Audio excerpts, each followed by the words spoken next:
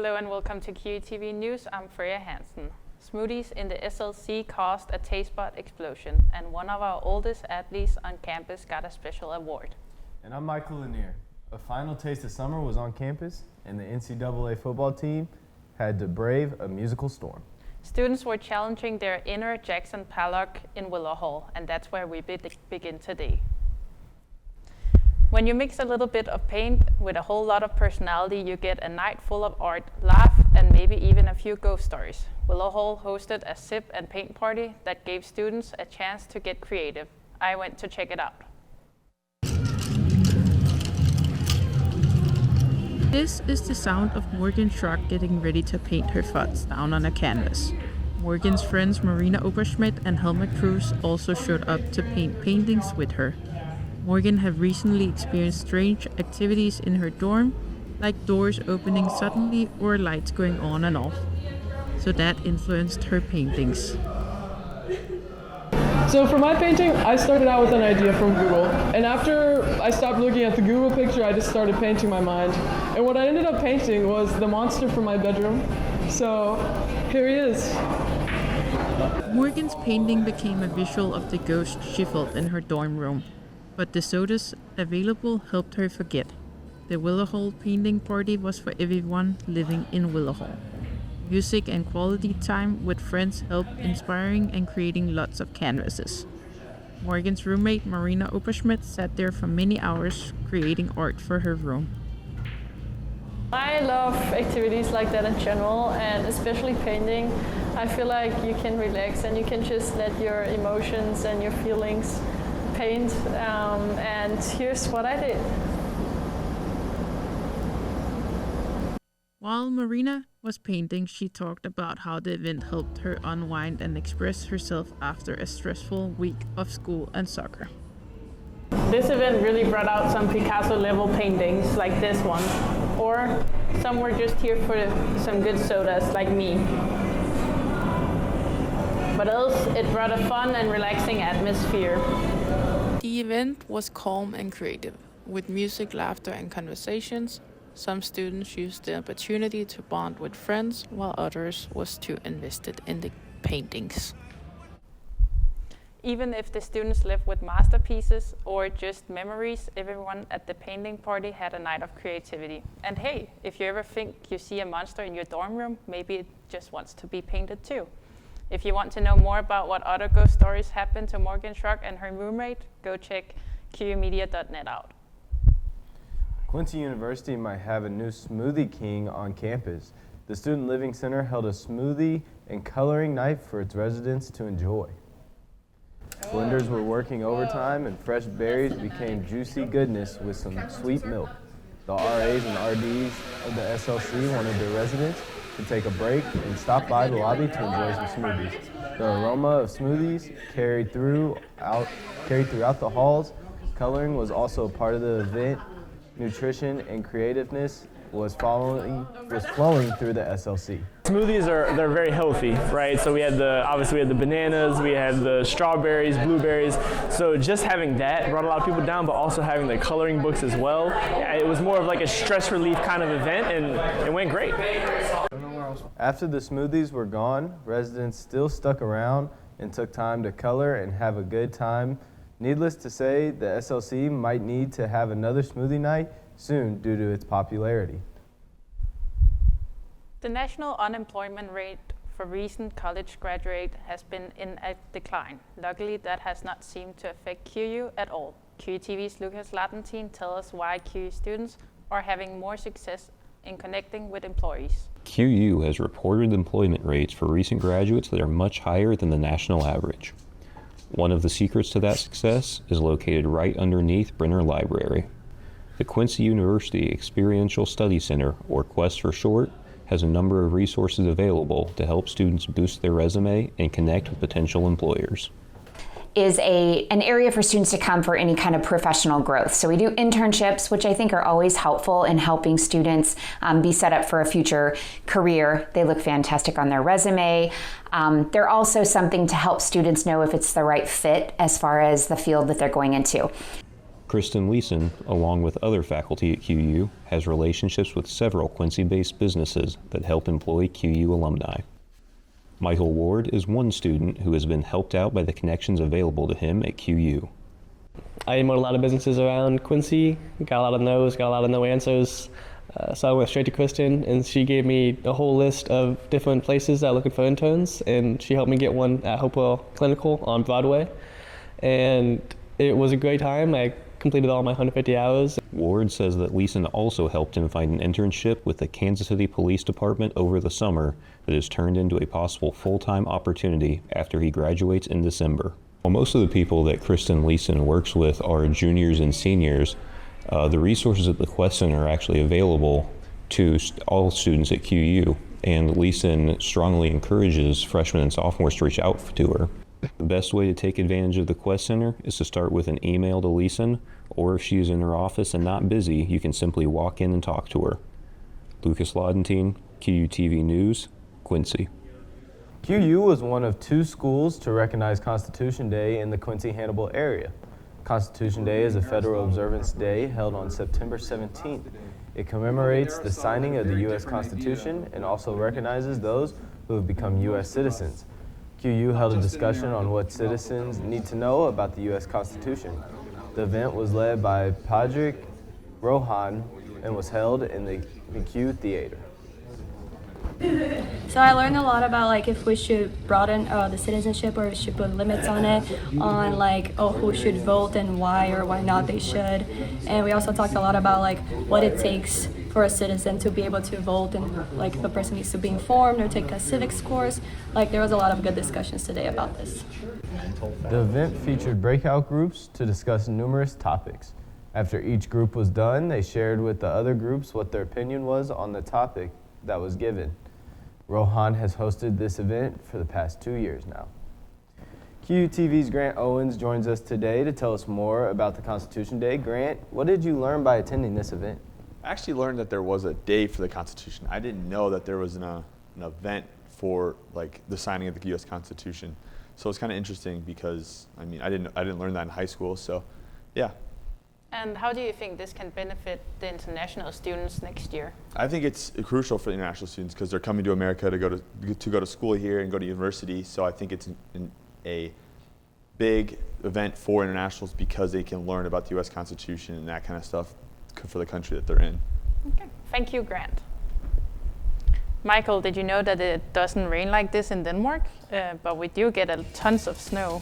I might need to move there because I hate it when it rains. It always messes up my hair. Don't worry, Michael, your hair will always be messed up.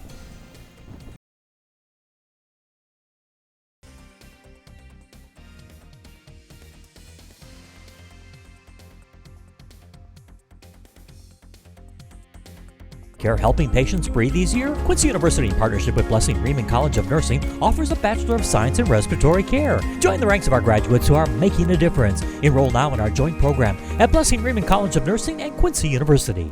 Finding your passion is easy at Quincy University. Whether you're pursuing a bachelor's degree or looking to go even further, at QU, your professional and academic future is bright. 40 undergrad programs include moments that become experiences, connections that become careers, and relationships that become lifelong support. We want you here. That's why we work hard to ensure that a Quincy University education is affordable. Let us help you put together a plan. Visit discover.quincy.edu to get started.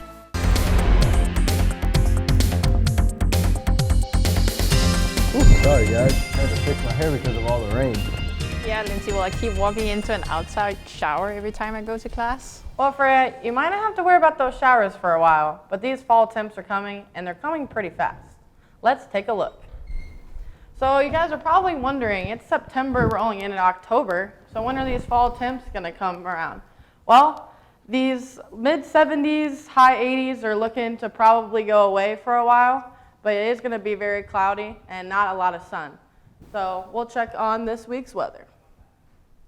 Today we have a high of 75 and a low of 63. So we're getting away from those 80s marks. So I would say you won't have to sweat anymore like our typical Midwest fall, where you wake up in the morning and it's really cool, and then you walk out from class and it's super hot. So we're getting away from those temps. The average usually is around 79, and then the low is 57. The record in 1997 was 93. Good thing we're not around there anymore. I would be sweating when I get done with today's class.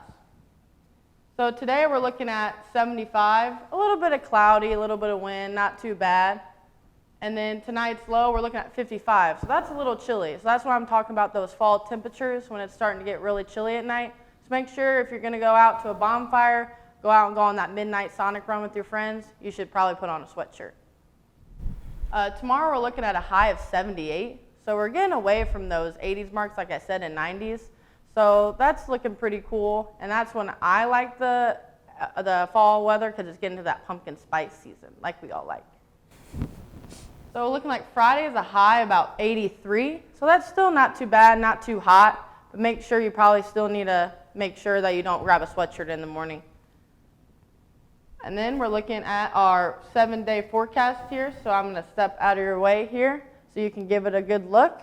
It's looking like we have a common theme here. It looks like it's high 80s during the week. And then we're getting down into those 50 range, almost 60. So that's what I'm saying with those fall temps. Make sure if you grab a friend and go out this weekend, make sure you're pretty bundled up so you don't get super chilly. And that's what we have in store for your forecast. Did you see that a Spanish superhero won an award for his performance? Yeah, I did see that, and it took place where his origin story started. Coming up, we have a man getting revenge on his old team in enemy territory.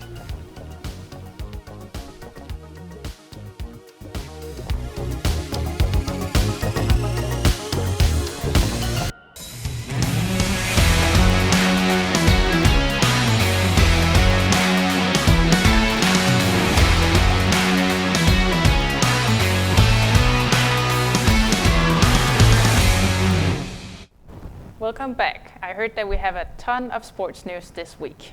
And some of Quincy's athletes were the best of the week. Lucas, what do you have for us? Yeah, it was a really successful weekend for a lot of the QU sports teams, as well as a number of players came home with Player of the Week honors. But we'll kick it off with NCAA football. They traveled to Jefferson City to take on Lincoln University in some Saturday night football. In a high-powered battle, the Blue Tigers had a 12th man off the field helping them out. The Hawks were looking to bounce back after a Week 1 loss and a bye week. Quincy was beginning to run away with the win in the first quarter with 2 Cameron Cox touchdowns. And with that, a fumble by the Hawks offense began a large momentum swing for the Blue Tigers. With the momentum, Lincoln University marching musical storm came alive. A hurricane was brewing in the stands to stop the Hawks. And that energy from the band that the band brought to the field became a large problem for the players on and off the field. Anytime you have bands like that have good energy and are loud and are very good at what they do, it makes it hard to compete against because not only are they distracting from what we're trying to accomplish, but additionally they bring an energy to their sideline that is just hard to compete with. The Hawks got their momentum back with a Javier Moreno Ortega field goal as time expired at the end of the first half. Quincy kept control for the rest of the game and ended up beating the Blue Tigers 24-21. The Hawks leave Jefferson City with a 2-1 record as they head up to Detroit, Michigan to finish their out-of-conference slate against Wayne State. Let's go ahead and take one more look at the best statistical performance from the Hawks football game. The first player to highlight on offense is Cameron Cox. Cox ended the night with all 3 touchdowns for the Hawks. The other leader on offense was Braden Little, who ended with 270 yards passing and 1 touchdown. It was an efficient day for him as he completed 20 of his 25 attempts. It was also a big day for the Hawks defense. They ended with a total of 3 sacks and 8 tackles for loss. Brock Wiley led the team with 11 tackles, as well as 1 sack and a pass breakup on top of all of that. Jalen Vaughn had another sack. Jai Williams was the one with the final sack of the day for the defense. And then in the secondary, Caleb Ongst grabbed an interception for his 2nd straight game. Even the Hawks special teams got some love. Kiko Moreno Ortega was named Special Teams Player of the Week this week after Quincy's victory against Lincoln. Moreno Ortega went for 6 points and went 3 for 3 on PATs. Moreno Ortega also nailed a 43-yard field goal to put the Hawks up by 3 right before halftime. Moreno Ortega is also a graduate student from Spain, and his teammates always acknowledge his grit and hard work. Congrats, Kiko.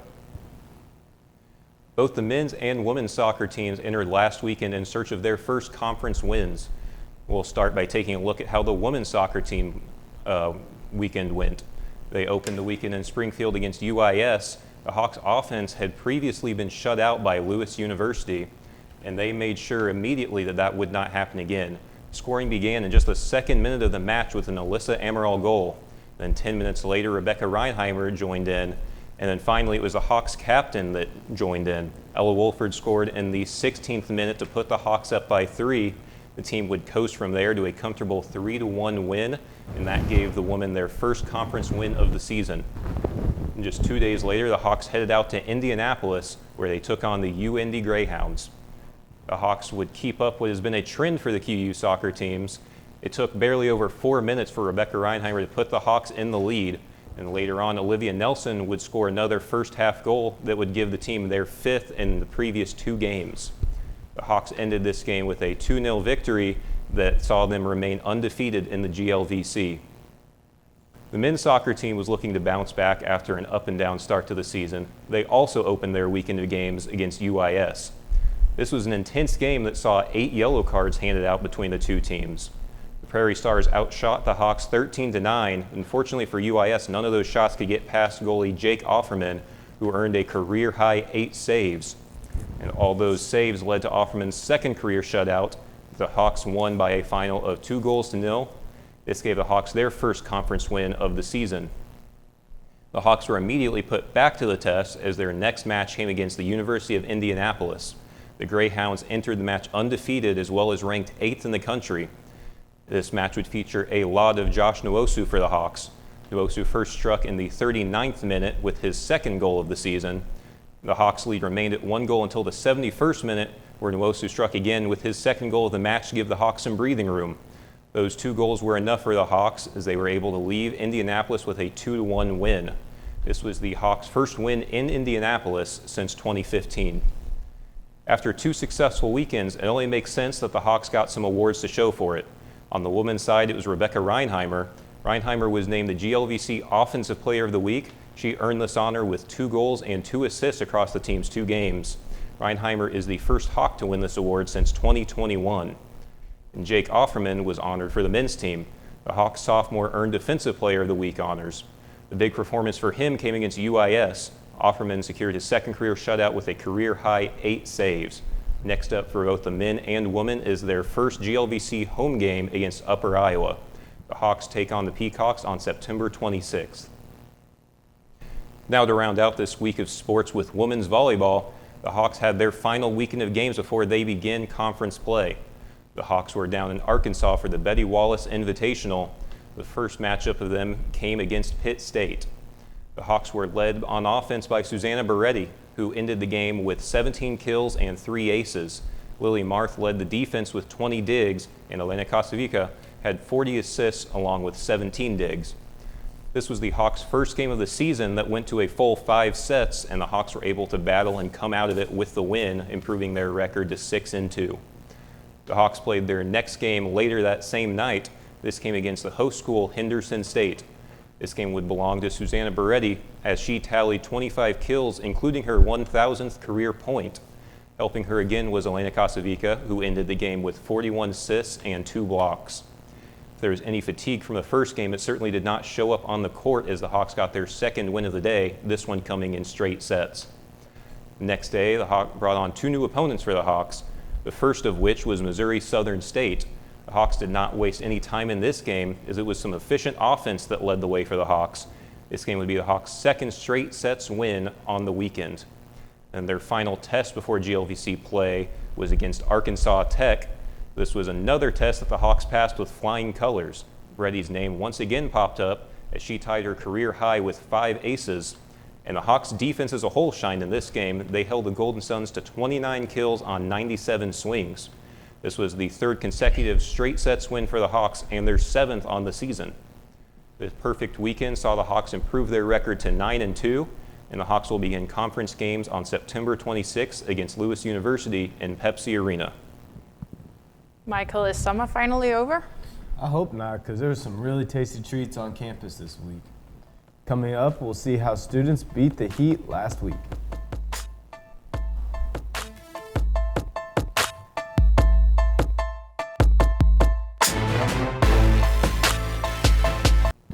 There was snow in Quincy last week. Well, sort of. While it wasn't a blizzard, this snowstorm had some flavor to it.